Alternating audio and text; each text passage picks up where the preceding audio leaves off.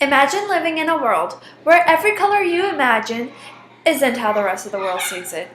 Sure, it's better than not seeing at all, but it doesn't drive much of a bargain either. Color blindness occurs and affects the eyes. In our eyes, we have about 120 million rods and about 7 million cones. Rods distinguish grays, blacks, and whites. They also distinguish the shape of something. Rods function better in dim settings, which helps our night vision. Cones, on the other hand, work better in daylight. Cones perceive light in slight different ways.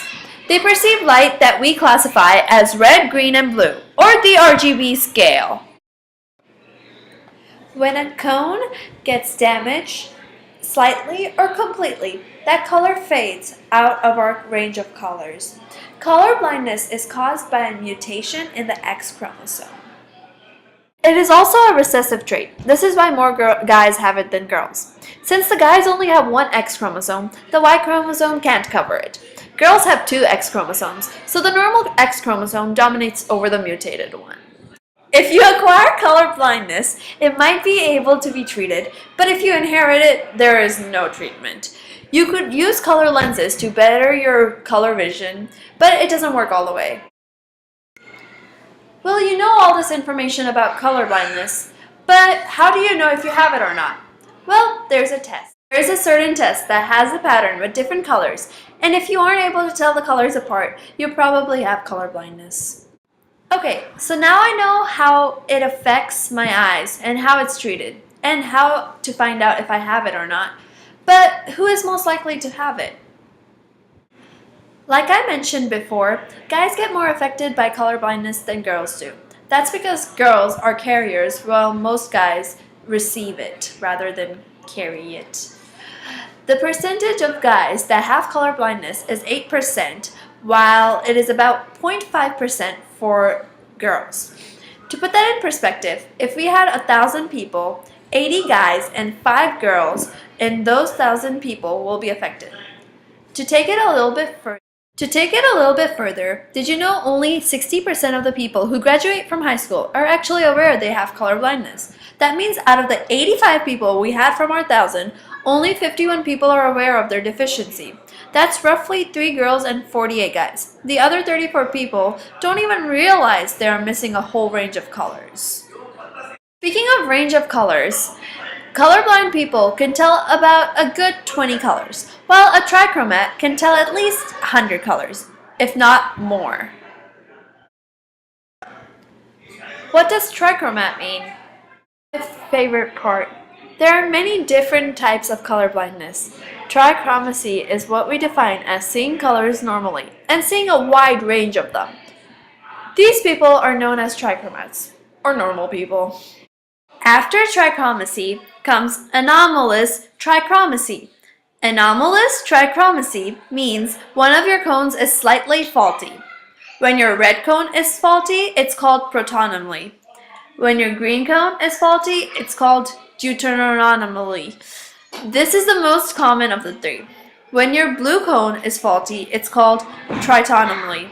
This is the rarest of the three. Dichromacy is the next one in the order. Like anomalous trichromacy, dichromacy has a different term dealing with each individual cone. For red, it's protanopia. For green, it's deuteranopia. And for blue, it's tritonopia. The difference between anomalous trichromacy and dichromacy is in anomalous trichromacy, they are faulty, whereas in dichromacy, they're fully damaged or not working. Now that I've explained these, I would like to clarify something. Color blindness isn't what people assume it to be. You aren't able to identify all colors, but you still see a lot of them.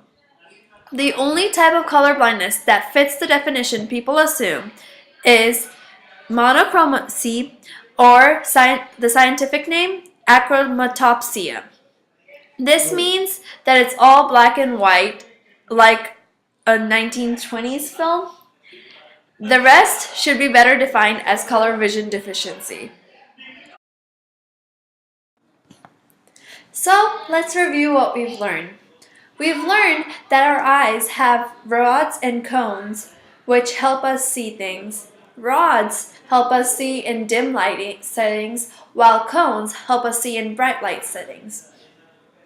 When a cone gets damaged or is faulty, it causes color blindness or color vision deficiency, as I'd like to call it. There are three different types of cones that we have. Red cone, blue cone, and green cone, or also better known as the RGB scale.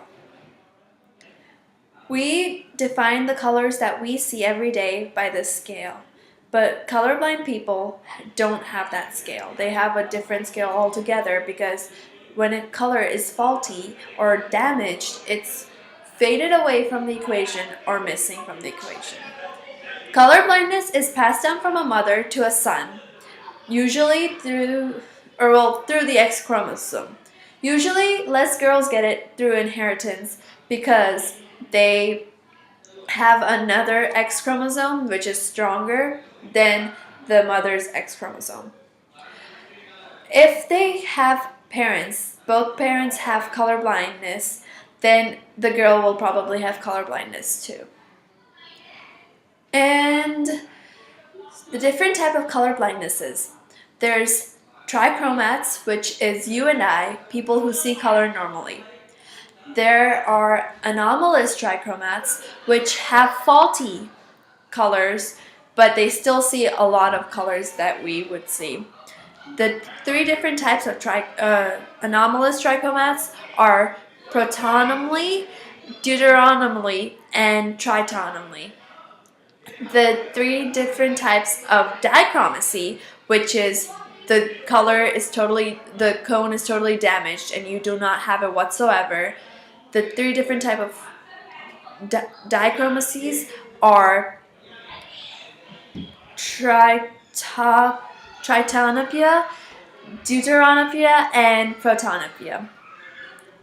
And last but not least, achromatopsia or monochromacy is where everything is black and white, or not black and white, but from a range from white to black, which is basically like a black and white movie. And that's it. Thank you for watching.